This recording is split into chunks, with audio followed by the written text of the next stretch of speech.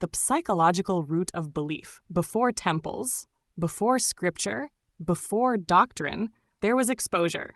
Exposure to the sky, exposure to death, exposure to uncertainty.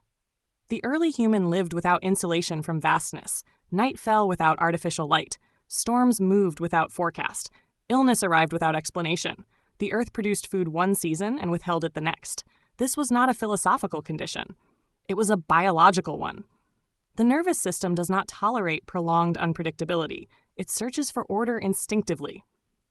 The human brain evolved to detect pattern long before it evolved to debate theology.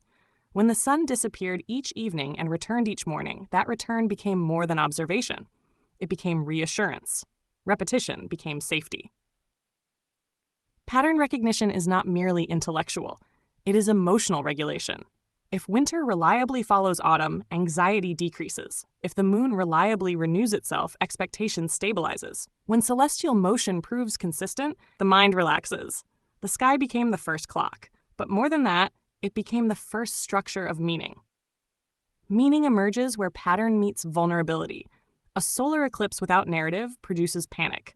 A solar eclipse framed within story produces containment. The event is the same. The psychological effect is different. Myth did not arise from ignorance. It arose from necessity. The human organism requires interpretive scaffolding. Raw randomness destabilizes identity. Even partial explanation reduces fear. To attribute movement to intention, even symbolically, transforms chaos into relationship. A storm caused by nothing is existentially colder than a storm attributed to force, spirit, or presence. Meaning softens exposure. Over time, recurring natural phenomena were condensed into symbolic language.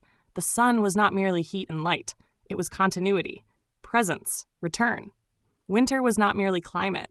It was descent. Spring was not merely temperature shift. It was renewal. Symbol compresses experience into image. Image stabilizes memory. Memory stabilizes culture. The early mind did not separate nature from narrative. Participation defined consciousness. Human beings felt embedded in a living environment rather than detached observers of mechanical systems. The sky was not distant matter. It was immediate orientation. Cyclical cosmology grew from this embeddedness. The sun rises and sets. The moon waxes and wanes. The seasons rotate. From these rhythms emerged a model of time that reassured. Decline is phase, not annihilation. Darkness precedes light. Loss precedes return. This was not metaphysics first. It was psychological resilience encoded in observation. Certainty does not require perfection. It requires predictability. Cyclical time provides predictability.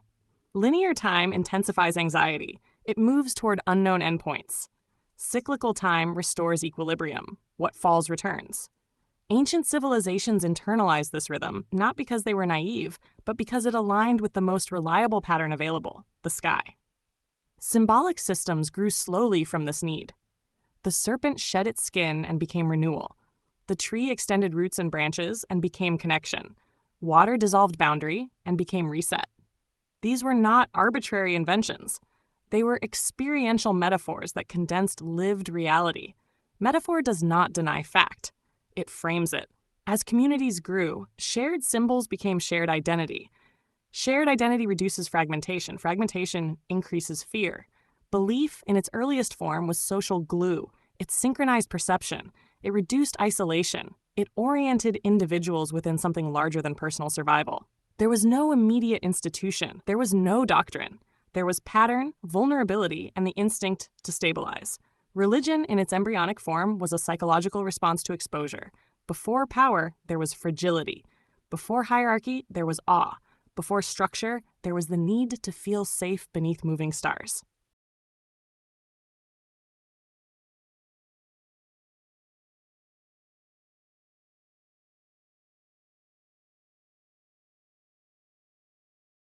The architecture of psychological safety.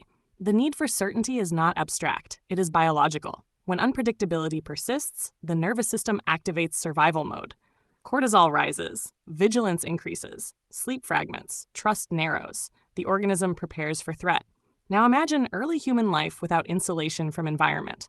No walls against storm, no medicine against illness, no forecast against drought. Exposure was constant. The sky became the first stable reference. Not because it was gentle, but because it was reliable. Reliability regulates the body. Ritual emerged where repetition met vulnerability. When an action is performed at the same time each day or each season, the nervous system anticipates continuity. Anticipation reduces stress. A solstice gathering does more than mark celestial turning. It stabilizes communal emotion. A dawn prayer does more than express devotion. It structures time. Repetition moves meaning from abstraction into muscle memory.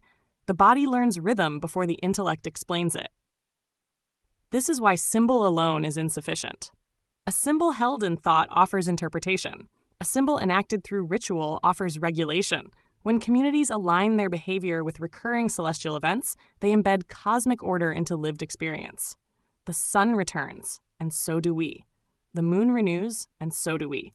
The harvest arrives, and so do we. Participation creates psychological continuity. Continuity reduces existential fragmentation. As symbolic systems expand, they begin to form layers. There is surface narrative. There is seasonal alignment. There is moral instruction. There is social cohesion. All operate simultaneously. The mind does not distinguish these layers neatly. It absorbs them as integrated structure. Belief becomes more than explanation. It becomes environment. The shift from fluid symbol to stabilized meaning begins subtly. Ambiguity is manageable in small groups. It becomes volatile in larger societies. When interpretation varies widely, cohesion fractures. Cohesion once provided safety. Its loss reactivates vulnerability. Thus, interpretation narrows, not from malice, from regulation. Agreement becomes psychological containment. This is what it means. Clarity soothes. The cost of clarity is depth. Metaphor tolerates multiplicity. Definition resists it. When symbol hardens, it loses elasticity. Elastic meaning adapts to circumstance. Fixed meaning resists adaptation, yet fixed meaning feels secure. Security is neurologically rewarding. The brain prefers closure to openness. At this stage, authority begins to form. Authority answers uncertainty decisively. Interpretation becomes centralized. Centralization reduces cognitive burden. To receive meaning is easier than to explore it. Exploration requires tolerance of ambiguity. Ambiguity demands maturity. Not every society prioritizes maturity over stability. Over time, what began as participatory orientation shifts into regulated structure. Ritual becomes obligation. Calendar becomes mandate. Symbol becomes identity marker. Identity markers protect group cohesion. Group cohesion protects survival. The psychological mechanism remains constant. The form evolves. What is often described as religious development may be understood more precisely as psychological scaling. A belief that stabilizes 20 people must adapt to stabilize 20,000. Scaling requires simplification. Simplification reduces nuance. Nuance fades first. Structure remains. Yet beneath every institution lives the original impulse. The need to feel safe beneath immensity. The need to locate oneself within time. The need to believe that decline is not finality. This impulse does not disappear when systems harden. It persists. And when systems fracture, it resurfaces. Civilizations oscillate between fluid symbolism and structured certainty. When fear intensifies, rigidity increases. When stability returns, interpretation reopens. The cycle mirrors the sky it once observed. Expansion, contraction, renewal. The psychological origin of religion is not ignorance. It is regulation. It is the architecture of safety built from observation of cosmic rhythm. To understand this is not to weaken belief. It is to recognize its depth. Language, meaning, and the construction of reality. Before belief became institution, it became language. Language does not merely describe reality. It organizes it. The word religion is often traced to religare, to bind people together, to bind human perception to order, to bind experience into coherence. Whether etymology is exact or debated is secondary. The impulse behind it remains. Belief binds. The word symbol comes from the Greek symballein, to throw together. A symbol throws two things together, the visible and the invisible, the known and the unknown, the present and the eternal. When symbols function properly, they do not replace reality. They connect layers of it. But when the connection is forgotten, the symbol appears literal, and literalism narrows perception. The word myth derives from mythos, narrative structure, not fiction, structure. A myth organizes experience across time. It answers not only what happened, but how to understand what happens. Myth, language, and ritual together form cognitive scaffolding.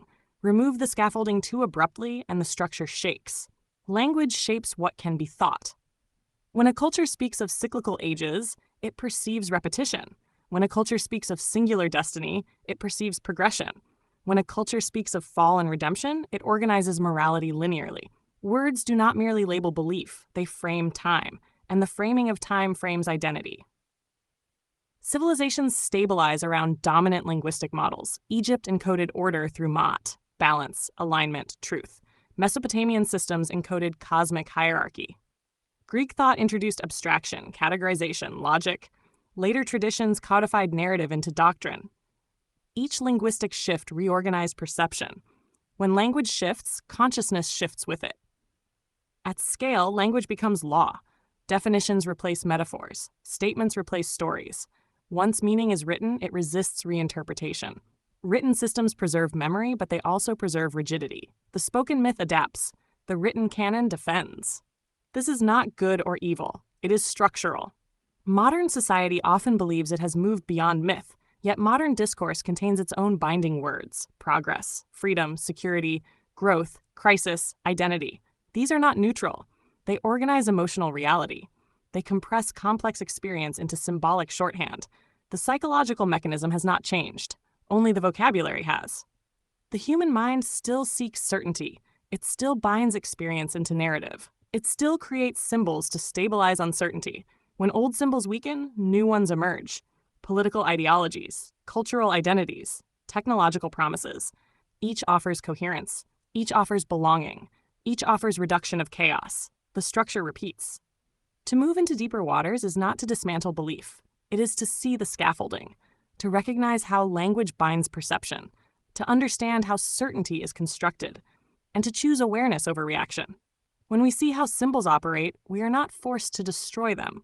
We can use them consciously. Chapter 16a does not end with rejection. It ends with recognition. Religion began as psychological orientation. Language shaped that orientation.